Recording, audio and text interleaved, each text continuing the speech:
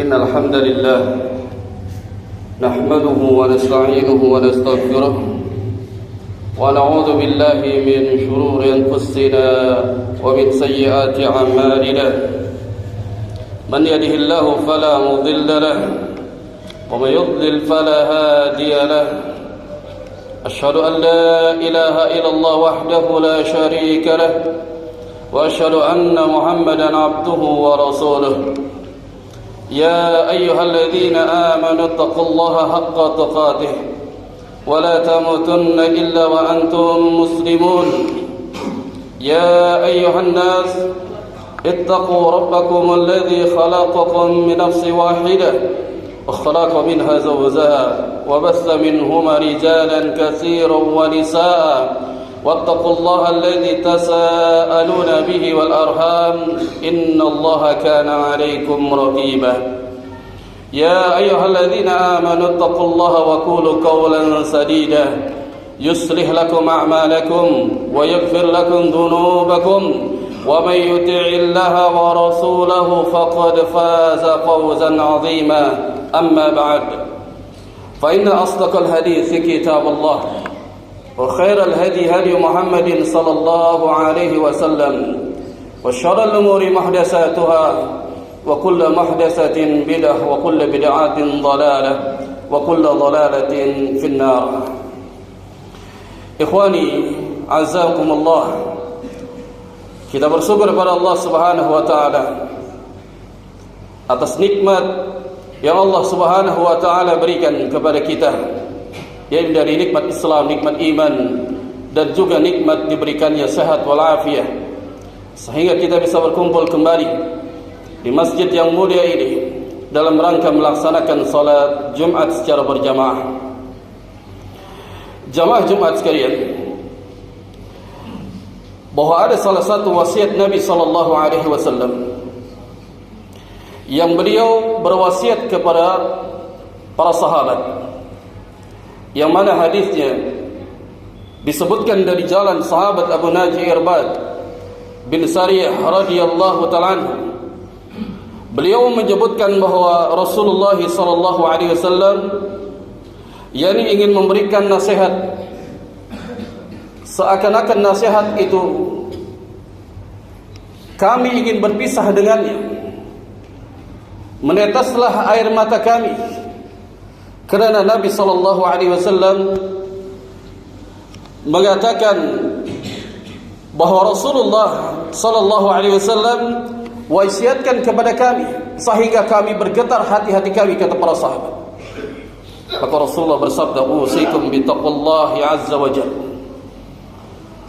Diwasiatkan oleh Nabi bahwa hendaknya bertakwalah kepada Allah Subhanahu wa taala. Wa sam'i wa ta'ah. Fa inna ta'ammara 'alaikum 'abdun habasyiyyun, maka dengar dan taatlah kepada penguasa, walaupun yang memerintahkan itu dari seorang budak dari Habasyah. Fa innahu man ya'is minkum fayasara ikhtilafan katsira fa 'alaikum bi sunnati wa sunnati al-khulafa'i rasyidin al-mahdiyyin addu 'alaiha bin nawajid. Lalu kata Nabi sallallahu alaihi wasallam, apabila kalian hidup setelahku, maka kalian akan mendapati perselisihan yang banyak. Maka hendaklah engkau berpegang teguh kepada sunnahku dan sunnah khulafai rasyidin, mereka yang mendapatkan petunjuk. Gigitlah sunnah keduanya dengan gigi geraham. Wa iyyakum wa muhdatsatil umur fa inna kulla bid'atin dhalalah. Hati-hatilah terhadap perkara-perkara yang baru di dalam agama, karena perkara yang baru di dalam agama itu adalah bid'ah, dan setiap bid'ah itu adalah kesesatan. Hadis ini sahih, diriwayatkan oleh Al-Imam At-Tirmidzi, dan hadis ini derajatnya hasan sahih, disebutkan oleh beliau. Jamaah sekalian, bahwa seakan-akan wasiat ini terjadi di zaman ini. Banyaknya Islam yakni berkelompok-kelompok, berpecahnya kaum muslimin, akan tetapi mereka tidak berada di atas jalan dari Al-Quran dan Sunnah. Bahkan di dalam hadis yang diriwayatkan oleh Al-Imam At-Tirmidzi, Nabi menyebutkan secara jelas bahwa terpecahnya umat ini menjadi 73 golongan. Nabi SAW bersabda, "Wa taftariqu ummati ala 73 firqah kulluhum finnar illa wahidah." Bahwa umatku, kata Nabi, akan terpecah menjadi 73 golongan. Semuanya itu akan masuk ke dalam neraka Jahannam kecuali yang satu. Maka qalu, "Wa man hiya ya Rasulullah?" Para sahabat bertanya, "Siapa yang satu itu wahai Rasulullah?" Qala, Nabi SAW bersabda, "Ma ana alaihi wa ashabi." Yakni yang dia berada di atasku, artinya dia di atas sunnahku dan juga di atas sunnah sahabatku. Itulah yang disebutkan oleh Nabi SAW. Bahwa hadis ini ketika dijelaskan oleh Fadilatul Syekh Dr. Saleh Al-Fauzan di dalam kitabnya Ithaful Qari, beliau mengatakan Allah Ta'ala amarana bil ijtima'i 'ala al-haq wa'tasimu bihablillahi jami'an wa la tafarraqu. Kata beliau hafizallahu ta'ala bahwa Allah Rabbul Izzati wal Jalalah memerintahkan kepada kita di atas kebenaran, bersatu di atas kebenaran. Wa'tasimu bihablillahi jami'an. Hendaklah kita berpegang teguh dengan tali Allah. Wala tafarraqu, dan janganlah kita bercerai-berai. Yang dimaksudkan dalam hadis ini, kata beliau, berpegang teguhlah al-i'tisamu bi kitabillah wa sunnati Rasulillah sallallahu alaihi wasallam.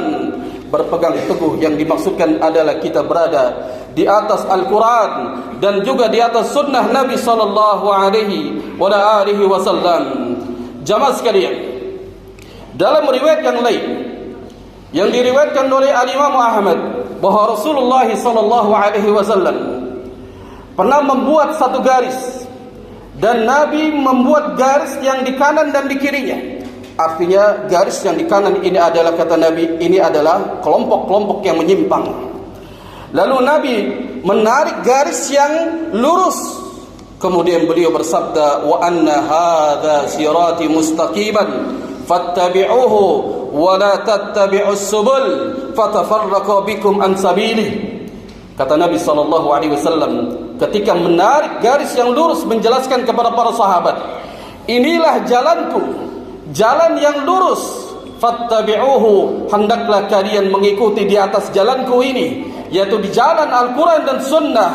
Wala tattabi'us subul." Nabi menjelaskan, jangan kalian mengikuti garis-garis ini, jalan-jalan yang menyimpang, ajaran-ajaran yang menyimpang, fatafarraqu bikum an sabili, karena ajaran-ajaran yang menyimpang ini akan mencerai-beraikan kalian.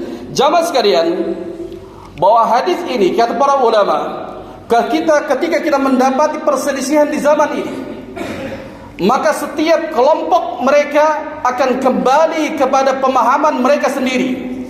Mereka taklid buta terhadap nenek moyang mereka. Ada yang taklid buta terhadap gurunya yang menyimpang dari Al-Quran dan Sunnah. Dan masih banyak lagi kelompok-kelompok yang menyimpang dari jalan kebenaran. Nampak jelaslah bahwa kata para ulama, Allah Subhanahu wa ta'ala berfirman di dalam surah Al-An'am, "Wa ana hadza sirati mustaqima." Inilah jalanku yang lurus, sebagaimana yang Nabi sallallahu alaihi wasallam telah jelaskan kepada para sahabat, "Fattabi'uhu." Ikutilah jalanku yang lurus ini, yaitu Islam dengan pemahaman Al-Quran dan Sunnah dengan dipahami oleh para sahabat radhiyallahu ta'ala anhum. Jamaah sekalian, jangan kita kembali kepada kelompok yang sesat. Jangan kita kembali kepada pemahaman taklid kepada guru yang menyimpang dari pemahaman yang benar. Artinya apabila kita menyelisihi jadi dari Al-Quran dan Sunnah, maka kita termasuk kelompok-kelompok yang kata Nabi SAW, mereka lah semuanya akan masuk ke dalam neraka Jahannam, kecuali yang satu, mereka tetap berada yakni di jalan Allah Al-Quran dan di jalan Nabi SAW, yaitu hadis dari Rasul SAW. Aqulu qouli hadza wa astaghfirullah li wa lakum wa lisairil muslimin wa min kulli dhanbin fastaghfiruhu innahu huwal ghafurur rahim.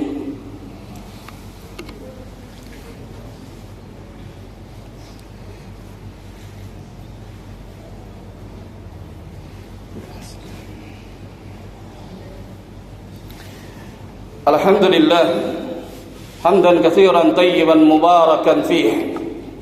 Asyhadu an la ilaha illallah wahdahu la syarika lah wa asyhadu anna Muhammadan abduhu wa rasuluh la nabiyya wa rasul ba'dah, amma ba'd.